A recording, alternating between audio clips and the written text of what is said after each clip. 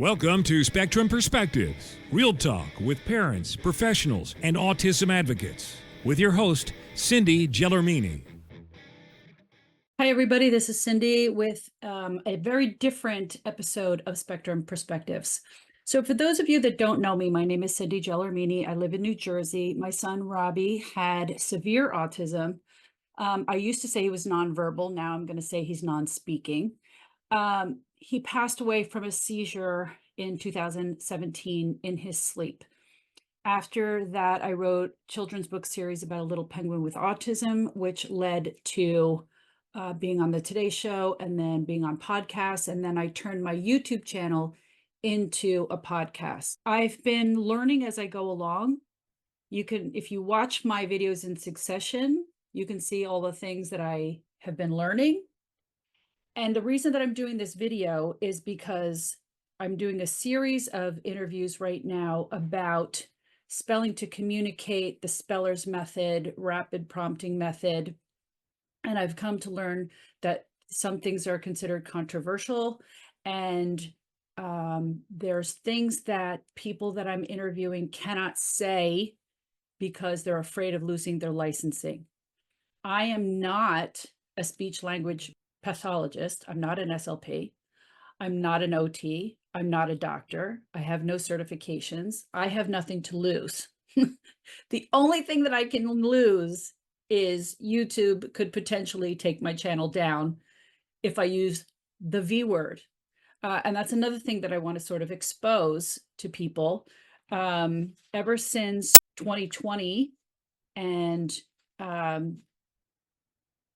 the whole world shut down and they were pushing jabs, the V word became a trigger word.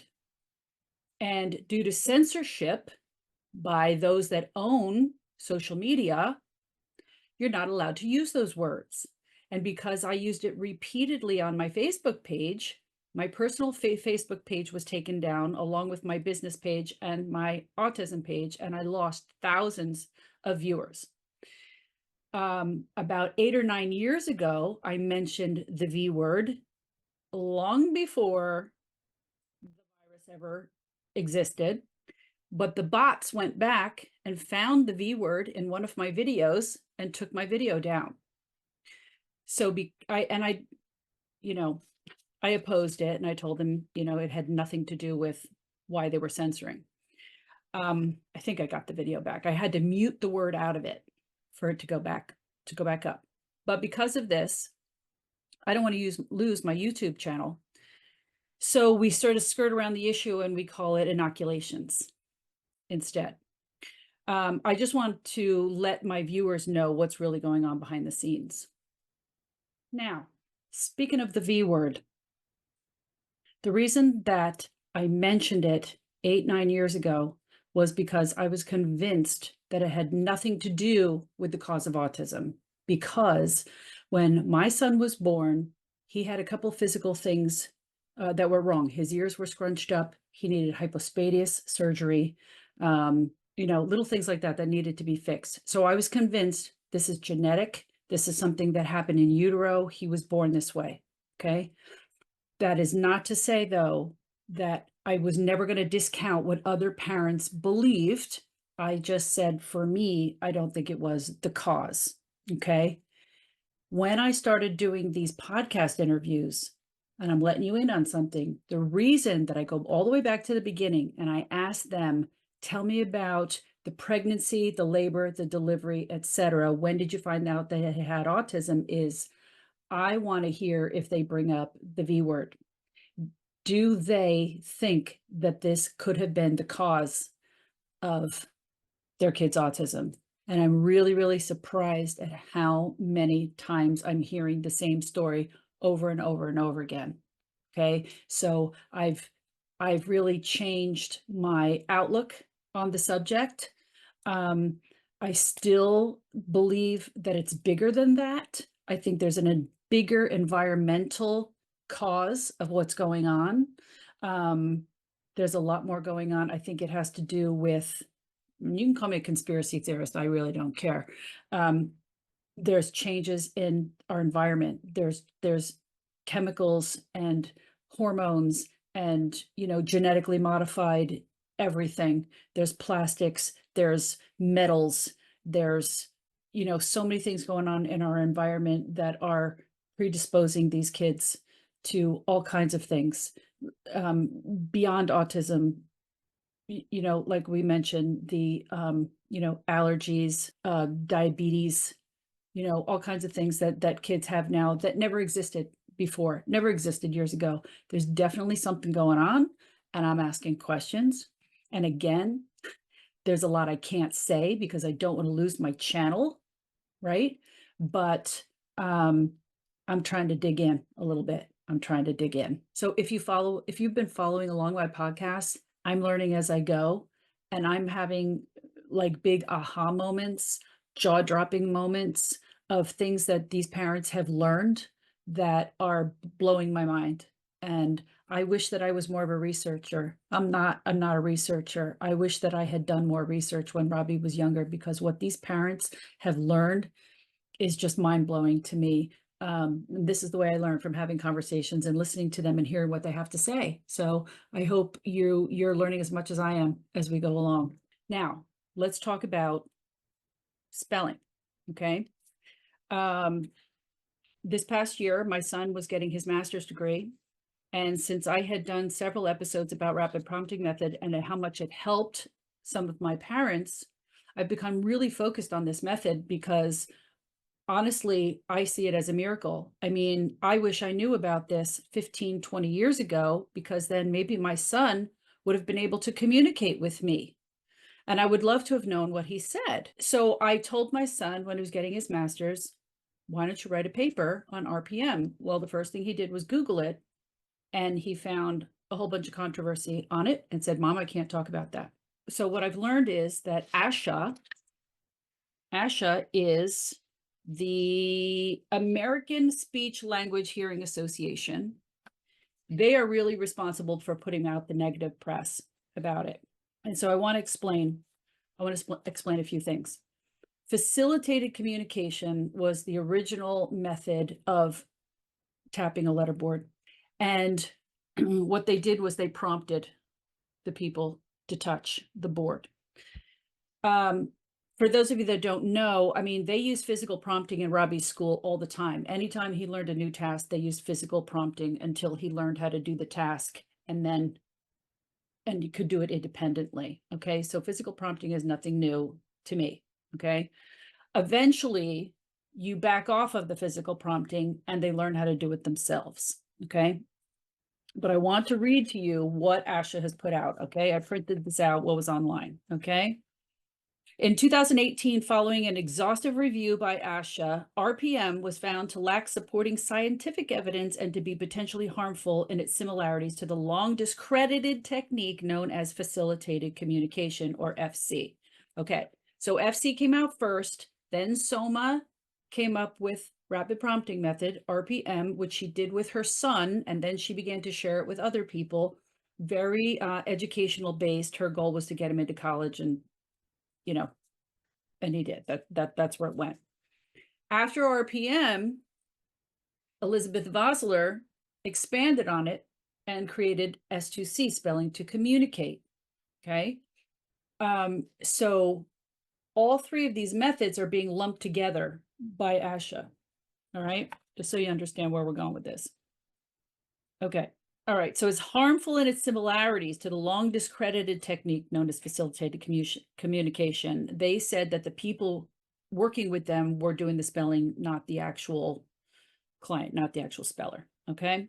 Despite the lack of credible evidence, some press reports have suggested that RPM has beneficial effects without mentioning its potential for serious harm. What's the serious harm? I don't understand. ASHA members continue to report concern about the use of RPM in schools and other settings. Several other consumer and professional organizations have adopted positions discouraging the use of RPM. What is RPM? RPM is described as a teaching method that leads to communication for autistic children. Using RPM, an aide holds a letterboard, typically in the air, and provides physical and/or verbal prompts, moving the letterboard, giving verbal reprimands, I've never seen anyone reprimand. Designed presumably to get a child to spell out words or messages on the letterboard. RPM requires an aide to physically hold the child's alphabet board at all times. Right, they're holding the board up because if it's down, it's too physically difficult to poke down. But when you hold the board up, it's physically easier for them to do this motion. So it needs to be held up. Okay. Proponents claim that this technique helps autistic children and others who have limited verbal abilities to spell to communicate. RPM proponents also claim that the technique can uncover previously unknown writing abilities. This is true. Watch some of my videos and you'll hear the parents explain exactly what happened. They had no idea that their kid even knew how to read or write. Although this claim may sound innocuous, it's far from it. RPM effectively strips people of their human right to independent communication. Dumbest sentence I've ever read in my life. Because the technique relies on an aid for prompting. This reality raises a host of questions, concerns, and possible dangers. With RPM, children miss out on critical services tailored to their needs, jeopardizing their development, education, and autonomy. Okay. I think before you watch the rest of this video, you need to watch the Spellers movie. It's on YouTube. Just type it in. The Spellers movie. Okay. Watch it. Watch all of these kids and young adults completely on their own poke the letterboards without any prompting or any help from anyone. They're doing it all by themselves. Okay. Watch my videos with Katie in Houston. Watch, Josiah's mom, Tawny Cullen. Like, I have all these videos. Go watch them all and watch these kids completely independently tapping boards on their own. Okay. Let's talk about the succession. So it begins with holding up a board. They have 3 boards first. So it's letters, A through G or whatever on the first board, and then the middle of the alphabet, and then the end of the alphabet. And they switch back and forth between the boards. Step 2, they work up to a full stencil board with the full alphabet, and they're poking a pencil through the stencil board. It uses gross motor skills. Speaking and typing are fine motor skills. Because these kids have apraxia, their brain and body is disconnected. They can't speak and they have trouble with the fine motor. But this uses gross motor, different side of the brain. Okay. They have to teach their body how to do it. Okay. It's like learning how to play the piano, learning how to ride a bike. Speaking of riding a bike, when you first learn how to ride a bike, do you just hop on the bike and pedal away? No. Usually you start out with your parent holding the bike for you, right? First, you start with a tricycle. Then you have a bicycle with training wheels, right? Then when you take the training wheels off, usually the parent holds the bike for you and helps you so that you start learning how to get the balance. Then they might hold the back of the bike and run along behind you until you start learning how to do it on your own and you develop the skill and the balance to physically ride the bike on your own. Eventually the parent lets go and then you're on your own, right? Let's use baseball as an analogy, right? When you first learn how to swing a bat, usually your parent or your coach or somebody, you have the ball on a tee. Someone stands behind you, puts hand over hand, shows you how to hold the bat, shows you how to swing it until your body gets used to this motion. You can put the eyes to the ball, the motion. You can put all of these things together until you can swing. Then eventually what happens? You can hit on your own without someone helping you. Then we take the tee away. Then we have somebody softly throw you the ball, right? Then they start working further and further back until they can whip you the ball, boom, and then you can hit it, right? There's a succession, okay? This is what happens with the spelling to communicate, right? So you start with the 3 letter boards, then you have the 1 board where you're poking the pencil through with the full alphabet. After that, they move to a laminated sheet. So now you're not using the pencil anymore. Now you're using your finger to tap. And then eventually, once we can work with the finger, then we can start doing this. Then we can start typing. Okay, there's a succession to it. Okay, but they're completely independent by then. Yeah, maybe in the beginning they need some prompts to help their body physically learn how to do this motion, but eventually that backs off and you don't touch them at all. With spelling to communicate, I've been told there's no prompting whatsoever. They're completely hands off from day 1. Okay, so all of this that I'm going to read you from ASHA is complete BS. Okay. Why does ASHA advise against the use of RPM? Following a year-long comprehensive systematic literature review, expert panel discussions, and public comment period, ASHA adopted a policy position that advises against the use of RPM. And they're looping S2C in there as well. ASHA has several concerns about the technique. Number one, there's uncertainty regarding who does the spelling. Again, watch the movie. No doubt who's doing the spelling, okay? With RPM, you can't tell whether the words being spelled belong to the autistic child or to their aid. BS, not even going to read it. Number two, RPM creates dependence on another person, thus preventing independent communication. Again, makes no sense. Makes no sense. Number three, RPM lacks evidence of effectiveness. There's no research showing that RPM is effective. You don't need any research. Talk to the parents, go to a clinic, watch it being done, period. Watch the movie. RPM holds the potential for harm. What?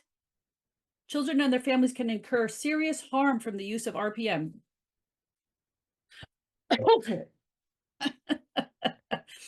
Children and their families can incur serious harm from the use of RPM. They risk wasting months to years on an unproven method when effective and appropriate interventions already exist. Oh, like what? Speech language pathology, which is your gig? Okay. Untested techniques like RPM often prey upon vulnerable families. Prey upon them? Wow.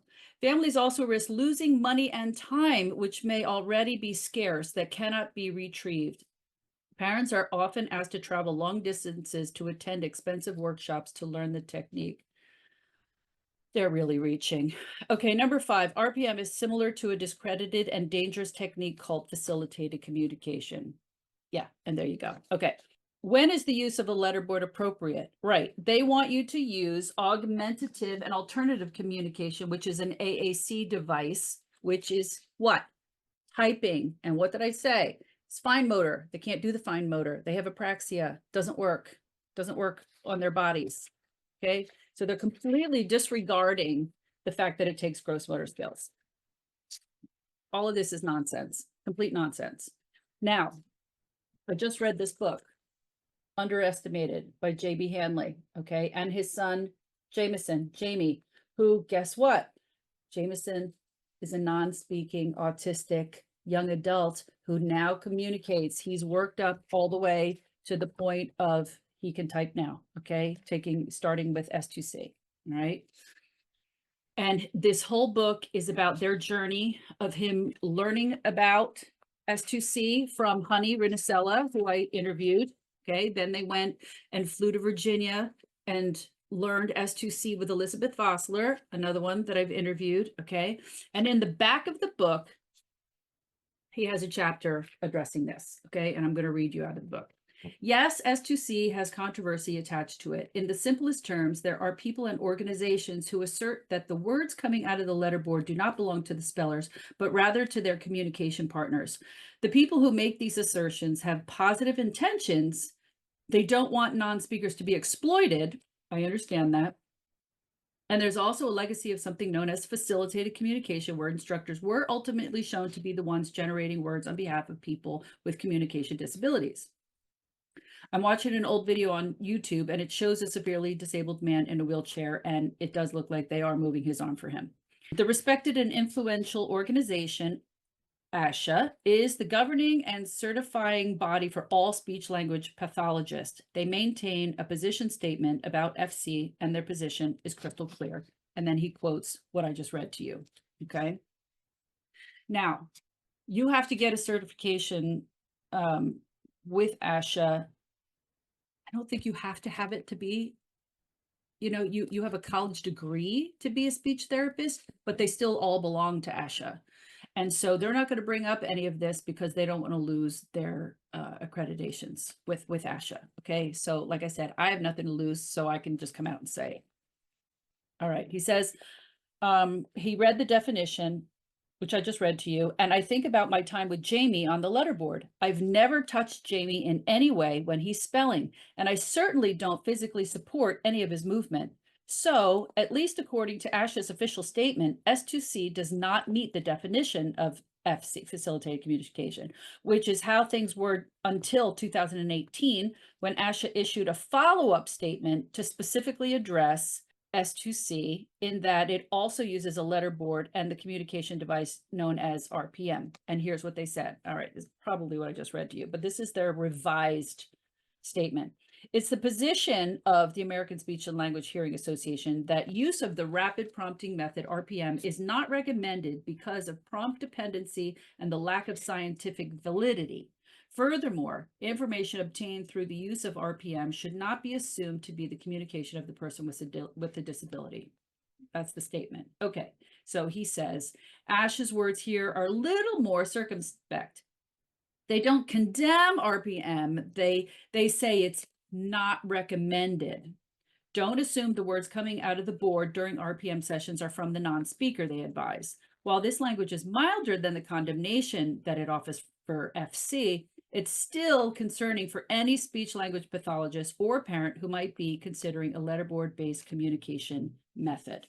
Okay, then he explains RPM is a cousin to S2C. Okay, at the end of the day, I think the board members of ASHA who write these position statements are trying to protect non-speakers.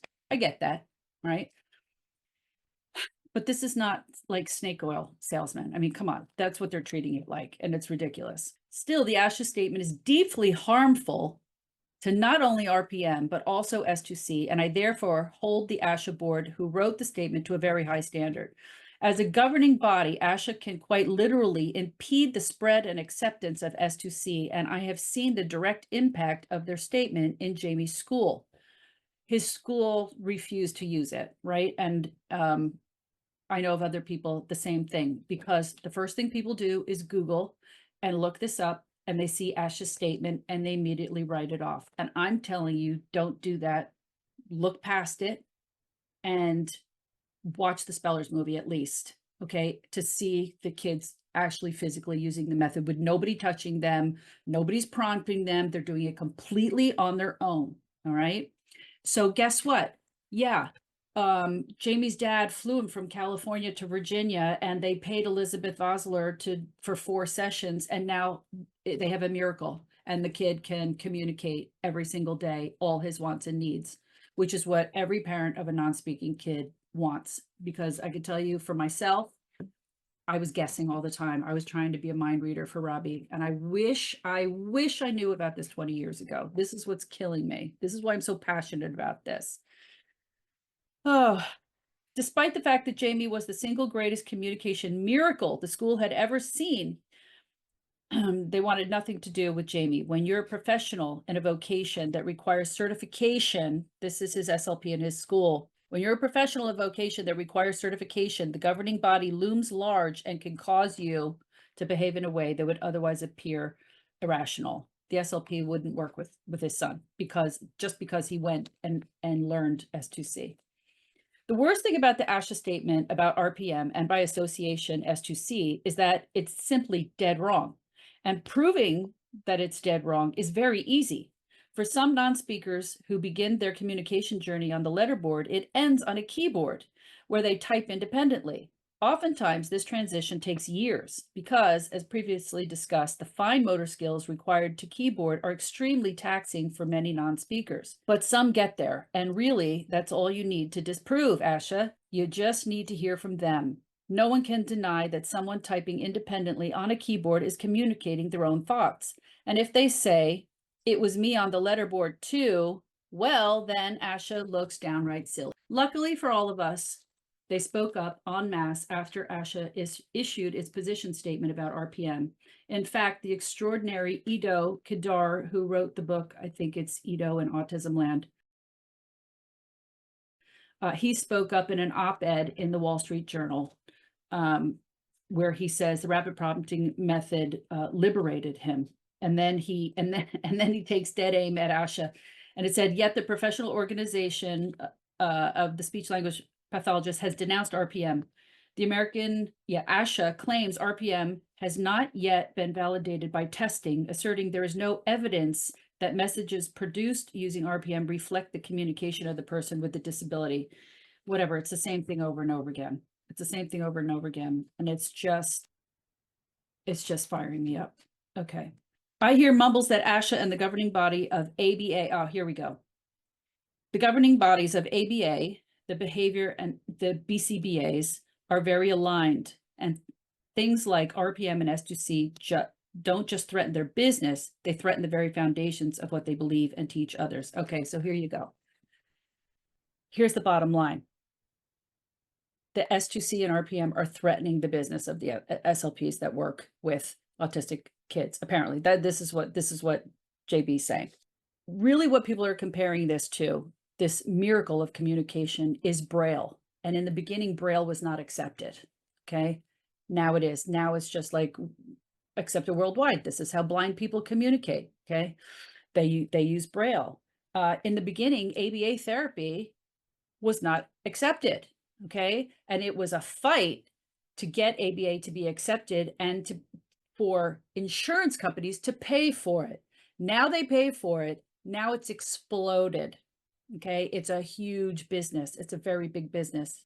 There's tons of ABA centers everywhere. All right, everything that Spelling to Communicate teaches is completely opposing to what special ed teachers and ABA therapists have been taught. Okay, they're taught that it's behaviors. They don't want to do it. They're being defiant, you know, and we need to deal with these behaviors. What they're not looking at is what's causing the behaviors. Why are they acting that way? And the more kids that I talk to, more people I interview, by the time they get to be teenagers, they've known and understood everything that's being said to them and about them. They've been treated like babies their whole lives. You get a 14-year-old kid that's still being treated that he has the mental capacity of a toddler. They're still teaching him like he's a 3-year-old. They're going to get upset, and they're not going to want to be in school, and they're going to want to have behaviors. JB talks about it in the book. His son was smacking himself in the head so hard because he didn't want to. And when he learned how to communicate, he's telling you, because I didn't want to be there, they're treating me like a baby. Okay. And meanwhile, they want to learn age-appropriate level things. Okay, so something like this coming out and being accepted is going to be a big threat to the way schools are run and the way therapies have been run. Okay, so I say this is sort of like, I personally think they're never going to come up with a cure for cancer. Why? Because it's big business. Because big PHARMA is worth too much money, and they make all the money off of people being sick. Why would we come up with cures when we can make a lot of money pushing pills, right? That's just me personally. And you know, I'm going to use a lot of sarcasm when I talk about medical field because I'm very frustrated, because I just got off an interview and I was just talking about how I got the runaround with Robbie going to doctors. Okay, so I could tell he was in pain when he walked because very high arches in his feet. Took him to a pediatric orthopedic doctor. He wants to do surgery, cut his Achilles, put Botox in his tendons. And then I take him to a physiatrist who says, well, of course he wants to have surgery. He's a surgeon. He doesn't need surgery. So instead he's telling me, no, he has neuropathy. I take him to another doctor for his hands, and he's looking at his hands and he says, what's his diagnosis? I said, autism. He says, autism doesn't cause this in his hand. I'm like, okay, well, what is it? He couldn't tell me. Robbie has severe digestive issues, severe diarrhea, vomiting, causing the seizures. I take him to I called the pediatrician. He has a stomach virus. You don't get a stomach virus every 6 weeks.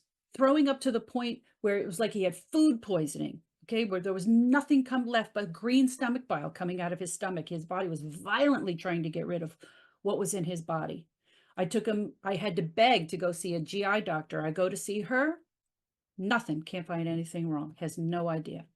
Meanwhile, I do these interviews and I'm learning about, you know, all these gut brain issues, and I'm talking to the OTs and all this and they have answers. These people have answers. So I'm frustrated. I'm hurt and upset because I'm learning all this too late. Why didn't I learn these things 20 years ago? I wanted to help my son. I'm watching him being sick. I'm seeing him in pain. I'm seeing all these things happening to his body, and there's nothing that I could do to help. And I went to doctors and nobody had any answers for me. Okay. So now I'm talking to these people, and I'm talking to doctors that are different doctors, like Dr. Usman, that wants to look at the source. Let's look at the root. Let's find out what's making them sick. Okay. And I'm learning about the spelling to communicate. And then when I see these stupid statements come out trying to discourage parents from getting a miracle, basically, and their kid learning how to communicate, to tell them, hey, my tummy hurts. That's why I'm acting out. Hey, I'm getting pains in my stomach, or whatever it is. I have a headache. It just fires me up and it gets me really upset. So again, I'm doing all these interviews. I'm learning a lot, but there's things under the surface that they can't say. So I'm explaining it to you so that you know what's really going on behind the scenes. I hope something is done about, I really hope that ASHA will retract their statements. I really would like to see the damage control done online, like, how you can Google yourself, and if anybody said anything negative about you, you can hire people to get all that negative stuff taken off the internet. I would love to see that happen, because I really hate that parents, especially you young ones, especially you millennials, the first thing you do is Google everything, and then you're going to see all this negativity. I hope you find my video first. I want you to watch the Spellers movie. Watch the Spellers movie before you make any judgments. And then what I tell every parent is, just try it. It can't hurt. It's too late for me. Okay. It's too late for me. I can't take Robbie to go learn S2C. Okay. It's too late, but it's not too late for you. So I'm begging you, if you have a kid that can't speak, that's non-speaking, unreliable speaking, they have all these different words. Okay. Minimally speaking, even if they can use the AAC device, okay? Sometimes all they say is, I want juice. When they learn how to do the spelling to communicate, it's going to open up a whole world. They're going to tell you exactly what's going on, what they think, how they feel. It's completely different. Just do it. Just do it. Find a practitioner somewhere and just go and just do it. That's all I got to say, like Nike. Just do it. That's it for today's episode. I hope you enjoyed listening and it helped you gain a new perspective. To learn more about our children's book series, Robbie's World and His Spectrum of Adventures, or to learn more about what we do at Robbie's World Foundation, simply visit our website at robbiesworldbook.com. Thank you for joining us today. Be sure to join us again on our next episode of Spectrum Perspectives.